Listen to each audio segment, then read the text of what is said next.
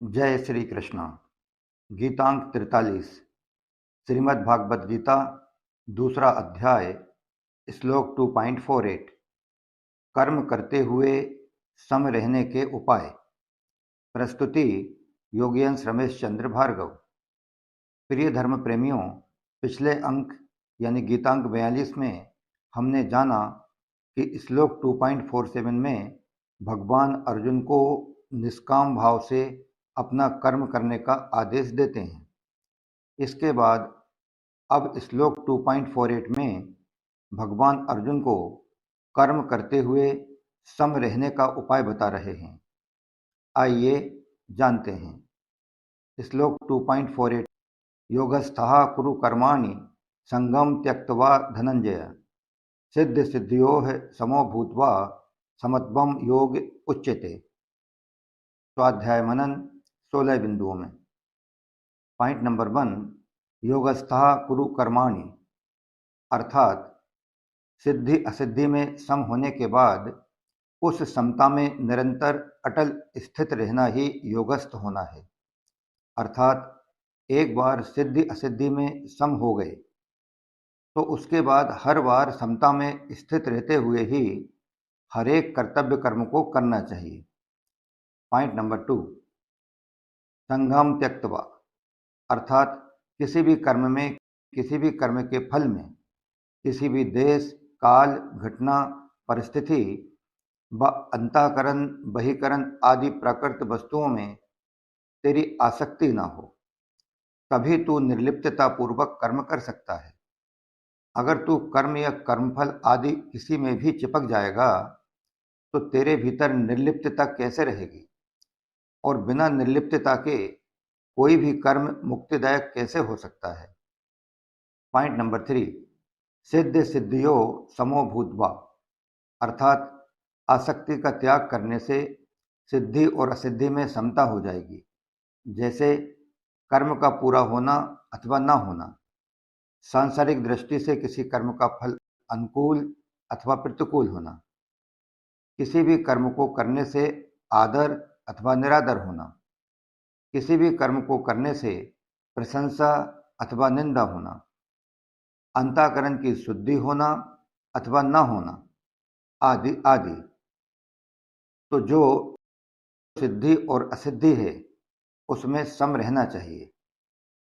Point number 4, कर्मयोगी की इतनी समता होनी चाहिए, अर्थात इतना निष्काम भाव होना चाहिए कि कर्मों की पूर्ति हो अथवा न हो, कर्मफल की प्राप्ति हो अथवा न हो, अपनी मुक्ति हो अथवा न हो, मुझे तो सिर्फ अपना कर्तव्य कर्म करना है।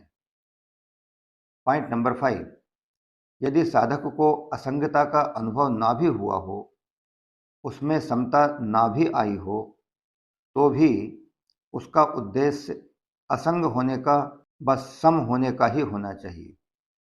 जो बात उद्देश्य में आ जाती है वही अंत में सिद्ध हो जाती है। अतः साधन रूप समता यानी अंतःकरण की समता से साध्य रूप समता स्वतः आ जाती है। पॉइंट नंबर 6, समत्वम योग उच्यते, समता ही योग है, अर्थात समता ही परमात्मा का स्वरूप है। अतः समता अंतःकरण में निरंतर बनी रहनी चाहिए।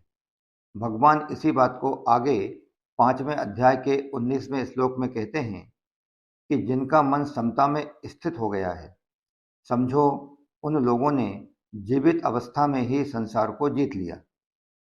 पॉइंट नंबर 7, समता का नाम योग है, यही योग की परिभाषा है। इसी को आगे 6वें अध्याय के 23वें श्लोक में भगवान कहते हैं कि दुखों के संयोग का जिसमें वियोग है उसी का नाम योग है। इस प्रकार ये दोनों परिभाषाएं वस्तुतः एक ही हैं।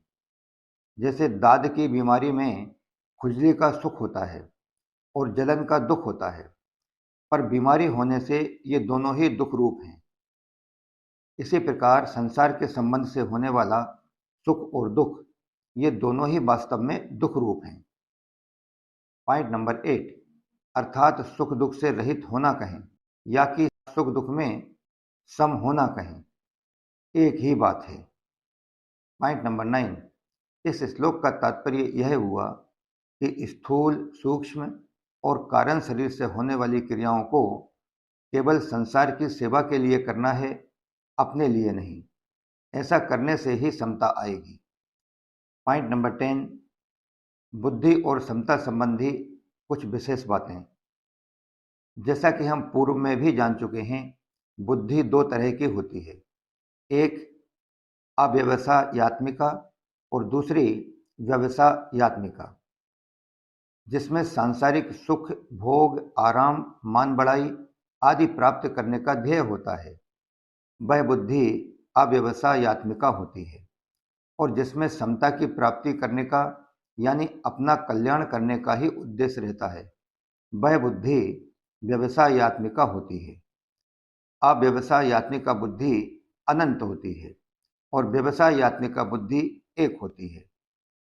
पॉइंट नंबर 11, जिसकी बुद्धि अव्यवसायात्मिका होती है वह स्वयं अव्यवसायी होता है, अव्यवसित होता है तथा वह संसारी होता है।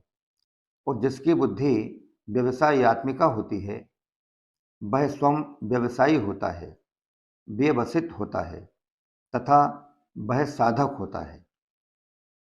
पॉइंट नंबर 12, समता भी दो तरह की होती है, साधन रूप समता और साध्य रूप समता। साधन रूप समता अंतःकरण की होती है, जबकि साध्य रूप समता परमात्म स्वरूप की होती है। पॉइंट नंबर 13, साधन रूप और साध्य रूप समता। सिद्धि असिद्धि और अनुकूलता प्रतिकूलता आदि में सम रहना, अर्थात अंतःकरण में राग द्वेष का न होना, यही साधन रूप समता है। साधन रूप समता का वर्णन गीता जी में अधिक हुआ है। साधन रूप समता से जिस स्वतः सिद्ध समता की प्राप्ति होती है वह साध्य रूप समता है। पॉइंट नंबर 14, आइए अब इन चारों भेदों को समझते हैं।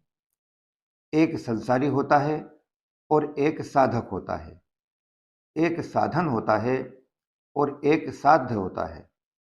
भोग भोगना और संग्रह करना ही जिसका उद्देश्य होता है वह संसारी होता है। उसकी एक व्यवसायात्मिका बुद्धि नहीं होती, प्रत्युत कामना रूपी शाखाओं वाली अनंत बुद्धियां होती हैं। पॉइंट नंबर 15, चाहे कुछ भी हो जाए, मेरे को तो बस समता की प्राप्ति ही करनी है, ऐसा निश्चय करने वाले की व्यवसायात्मिका बुद्धि होती है। ऐसा साधक जब व्यवहार क्षेत्र में आता है तब उसके सामने सिद्धि असिद्धि, लाभ हानि तथा अनुकूल एवं प्रतिकूल आदि परिस्थिति आने पर भी वह उनमें सम रहता है, राग द्वेष नहीं करता। इस तरह की साधना रूप समता से वह संसार से ऊंचा उठ जाता है और इस प्रकार साधक को साधन रूप समता से स्वतः सिद्ध समरूप परमात्मा की प्राप्ति हो जाती है। Last one, point number 16। इस प्रकार गीतांग 43 यहीं समाप्त होता है। दूसरे अध्याय के 39वें श्लोक से 48वें श्लोक तक भगवान द्वारा जिस समबुद्धि का वर्णन किया गया है, इसके बाद भगवान आगे सकाम कर्म की अपेक्षा उसी समबुद्धि की श्रेष्ठता के बारे में अर्जुन को बताते हैं। इसे हम अगले अंक यानी गीतांक 44 में जानेंगे। जय श्री कृष्णा। योगीयांश रमेश चंद्र भार्गव।